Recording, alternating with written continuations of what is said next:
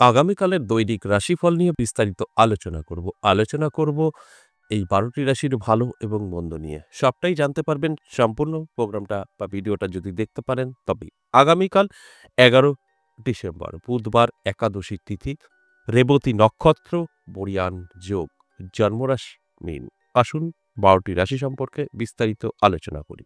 নমস্কার, জয় মা কামাখ্যা, জয় মা তারা। আজকের আলোচনা অত্যন্ত গুরুত্বপূর্ণ।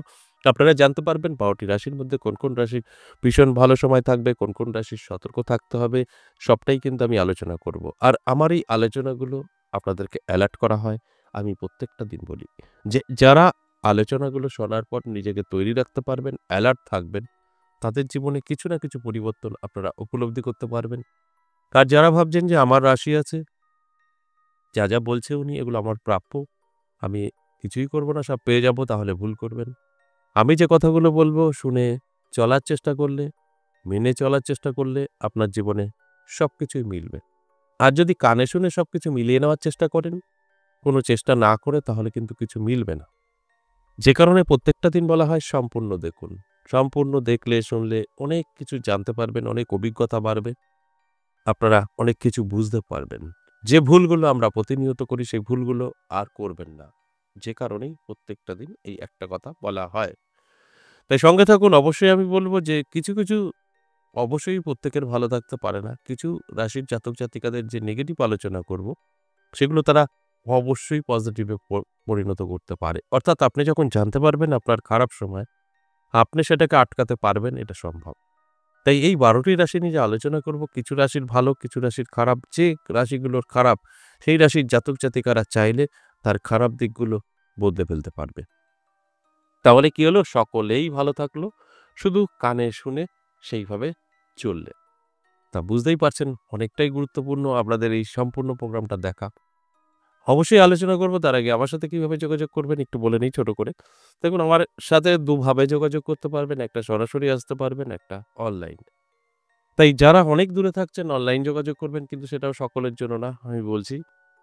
আর যারা সরাসরি আসতে চাইছেন তারা নদিয়া বীরনগর এবং তারাপীঠ আসতে পারেন। সরাসরি আসতে হলে কি করতে হবে? আপনাকে কোন জায়গায় আসতে চান, কোন তারিখে সেটা জানাতে হবে। আপনার নাম, আপনার ঠিকানা দিয়ে আমরা সেই জায়গার ঠিকানাটা পাঠিয়ে দেবো। খুব সহজে চলে আসতে পারবেন। আর যারা বাড়িতে বসে কনসাল্ট করাতে চাইছেন, আপনার সম্পর্কে জানতে চাইছেন, তারা অনলাইন ওই একইভাবে ভয়েসে বা লিখে বলতে পারেন যে, "আমার বাড়ি অনেকটাই দূরে, আমি বাড়িতে বসেই কনসাল্ট করাতে চাই।" তাহলে সিস্টেম পাঠিয়ে দেওয়া হবে। প্রসেস কমপ্লিট করবেন। আপনাকে অবশ্যই এখান থেকে কল করে ডিটেইলস জানানো হবে। কিন্তু এটা সকলের জন্য না। যাদের অনেক ধৈর্য আছে, যারা মানুষকে সম্মান করতে পারে, এক কথায় বললে বিশ্বাস, ভক্তি আছে, তারা অনলাইন আসবেন। আর এগুলো কোনোটাই যাদের মধ্যে নেই তারা সরাসরি আসবেন। তারা অনলাইনে কখনোই যাবেন না। এটা আমার অনুরোধ।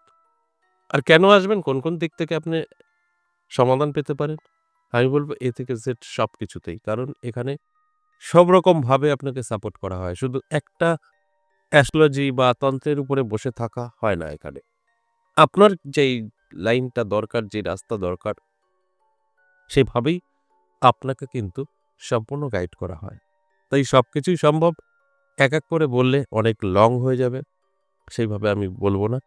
তবে একটা কথাই বলব, আপনারা যদি ভালোভাবে এই প্রোগ্রামটা দেখে, শুনে, তারপর যেকোনো সিদ্ধান্ত নিয়ে আসতে পারেন, আপনারা সাকসেস পাবেন।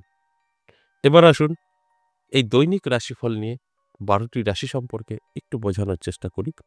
দেখুন, এই ১২টি রাশি নিয়ে আলোচনা করব। তাদের কিছু রাশির জাতক-জাতিকাদের ভাগ্যের পরিবর্তন ঘটবে। কিছু রাশির কিছু সমস্যা তৈরি হবে। কিছু রাশির অনেকটাই বিপদ হতে পারে। সেই সবটাই আপনারা শুনে যদি সবটাই পজিটিভ দিকে নিয়ে যাওয়ার চেষ্টা করেন, সেটাও কিন্তু সম্ভব হতে পারে। তাই আমি যে রাশিগুলো বলব ভালো করে শুনবেন। আপনার যদি কোনো খারাপ কিছু থাকে গ্রহের কারণে, সেটা আপনি অ্যালার্ট থাকলে সেটা আপনি আটকাতে পারবেন। তাই এটা অনেকটাই গুরুত্বপূর্ণ এই প্রোগ্রামটা শোনা বা দেখার। তাহলে আসুন এক করে সেই রাশিগুলো বলি। ১ম এই মেষ রাশি। মেষ রাশি কিন্তু ভীষণ শুভ থাকবে। মেষ রাশির জাতক-জাতিকাদের কোনো রকম নেগেটিভিটি আগামীকাল থাকবে না এবং মেষ রাশির জাতক-জাতিকারা যেটা করতে চাইবে সাকসেস পাবে।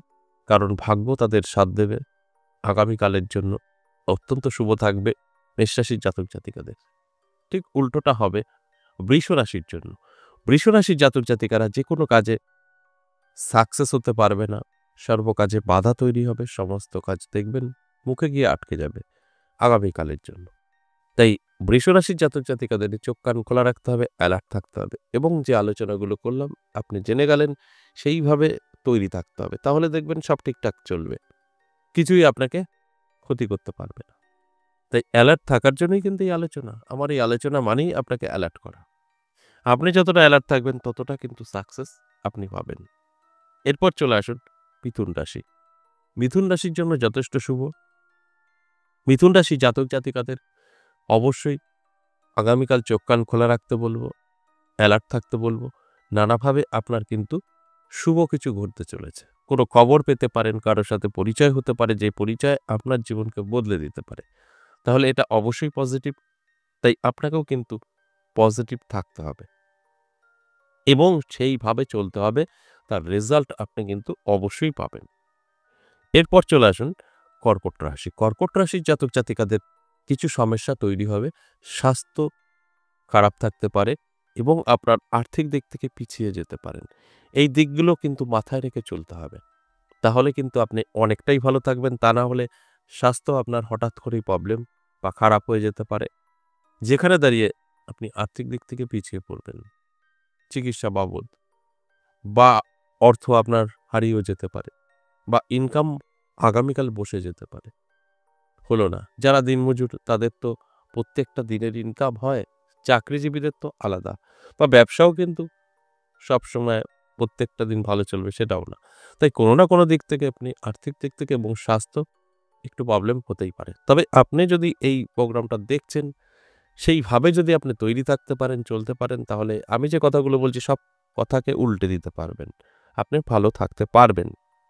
এরপর সিংহ রাশি দারুণ সময় থাকবে। সিংহ রাশির জাতক জাতিকাদের কিন্তু কোনো রকম সমস্যা থাকার কথা নয় আগামীকাল। ভীষণ আনন্দে থাকবেন, মনটা দেখবেন একটা আনন্দ কাজ করছে আপনার মধ্যে এবং সকলের সাথে একটা সুসম্পর্ক তৈরি হবে। আপনার পারিবারিক যারা আছেন তাদের সাথেই। সেখানে দাঁড়িয়ে কিন্তু আপনি অনেকটাই ইজি ফিল করবেন, টেনশন থেকে মুক্তি পাবেন। পরবর্তীকালে তো হবেই, কিন্তু আগামীকাল দিনটি কিন্তু ভালো থাকবে। সব দিক থেকেই আপনি একটা খুব ইজি ব্যবহার মানে বুঝতে পারবেন। সবকিছু আপনার সহজ হয়ে যাচ্ছে। তো এই ব্যাপারগুলো কিন্তু সিংহ রাশির আগামীকাল থাকবে। এটা অবশ্যই ভালো। এরপর চলে আসুন কন্যা রাশি। কন্যা রাশিকে যদি নিয়ে বলি তাহলে বলব কন্যা রাশির কিন্তু সতর্ক থাকতে হবে। উটকো ঝামেলা, টেনশন এবং ঋণ, ধার এগুলো করে ফেলতে পারে। তাই কন্যা রাশির অনেকটা সতর্ক থাকতে হবে।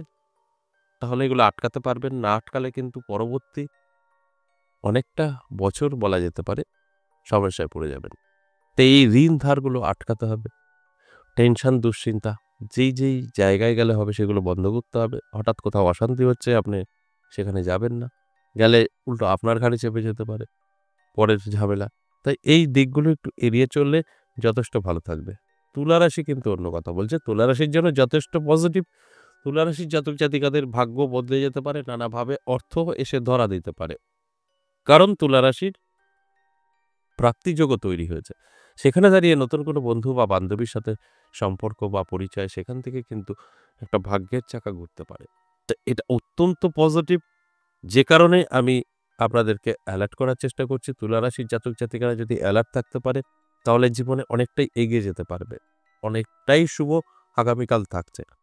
এরপর যে রাশির কথা বলব সেটা হচ্ছে বৃশ্চিক রাশি। বৃশ্চিক রাশির জাতক জাতিকাদের খুব একটা ভালো নয়। বৃশ্চিক রাশির জাতক জাতিকাদের আর্থিক দিক থেকে পিছিয়ে পড়ার সম্ভাবনা। আপনার পাওনা টাকা আপনি আগামীকাল পাবেন না। আপনাকে কেউ টাকা দেবে বললে সেই জায়গা আপনাকে কিন্তু ঘুরিয়ে দেবে না। আপনার কাছে কোনো ঋণের চাপ আসতে পারে। তাই এই টেনশন এবং একটা চাপের মধ্যে আপনি কিন্তু পড়তে পারেন আগামীকাল। তাই সতর্ক থাকার অনুরোধ রইল। সতর্ক থাকলে, অ্যালার্ট থাকলে এগুলো কিন্তু আটকাতে পারবেন। তা না হলে সম্ভব নয়। তাই এটা আটকানোর অবশ্যই চেষ্টা করবেন। এরপরে চলে আসুন ধনুরাশি। ধনুরাশির জাতক জাতিকাদের কিন্তু যথেষ্ট পজিটিভ থাকবে। ধনুরাশির জাতক জাতিকাদের নিয়ে যদি বলি তাহলে আপনার কিন্তু প্রাপ্তিযোগও তৈরি হয়েছে। নানাভাবে সুযোগ সুবিধা আপনি পাবেন। আ আপনার বন্ধু বা বান্ধবীর থেকে আপনি অনেকটাই সহযোগিতা পাবেন।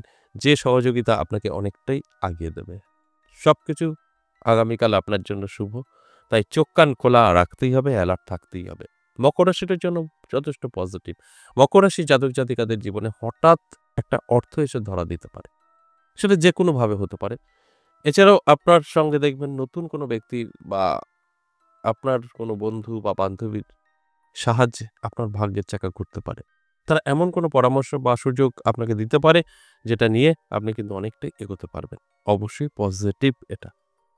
কুম্ভ রাশিও কিন্তু ভালো থাকছে। কুম্ভ রাশির জাতক-জাতিকাদের আগামীকাল কোনো শুভ খবর আসতে পারে। নতুন কোনো আ জিনিস আপনি ক্রয় করতে পারেন, যেটায় মনটা খুব আনন্দ হবে আপনার এবং সেই অর্থটা আসবে তবে তো ক্রয় করবেন। অর্থাৎ আর্থিক উন্নতিও কিন্তু চোখে পড়ার মতো থাকবে, যদি আপনার কুম্ভ রাশি হয়ে থাকে। তবে অবশ্যই সর্বশেষ যে মীন রাশির কথা বলব, সেই মীন রাশির কিন্তু খুব একটা ভালো যাবে না। মান-সম্মান হানি হওয়ার যোগ আছে। হয়তো হঠাৎ করেই আপনার মান-সম্মান হানি হয়ে যেতে পারে বা আপনি কোথাও গিয়ে বিপাকে পড়ে যেতে পারেন, সমস্যায় পড়ে যেতে পারেন, উটকো ঝামেলার মধ্যে পড়ে যেতে পারেন। তাই মীন রাশির জাতক-জাতিকাদের আমি অনুরোধ করব সম্পূর্ণভাবে অ্যালার্ট থাকার জন্য। যদি আপনি অ্যালার্ট থাকতে পারেন তাহলে কিন্তু এগুলো আটকাতে পারবেন। তা না হলে আমি যে কথাগুলো বলছি এগুলো কিন্তু আপনার সাথে মিলবে। ভালো করে বুঝে শুনে তারপর আগামীকাল যেকোনো কিছু বলবেন এবং যাওয়ার চেষ্টা করবেন। তাহলে আপনি অনেকটাই সেফ থাকবেন। আশা করি বুঝতে পেরেছেন। এই যে ১২ টি রাশিকে নিয়ে আলোচনা করলাম, সবটাই কিন্তু ধারণা আর আপনাদের অ্যালার্ট করা। এই কথাগুলো শুনে যারা আপনাদের মতো করে চলবেন, অ্যালার্ট থাকবেন, সবকিছু ঠিকঠাক আপনারা ব্যালেন্স করতে পারবেন। আজ এ পর্যন্তই, আবারও আসবো নেক্সট ভিডিও নিয়ে। ততক্ষণ ভালো থাকুন।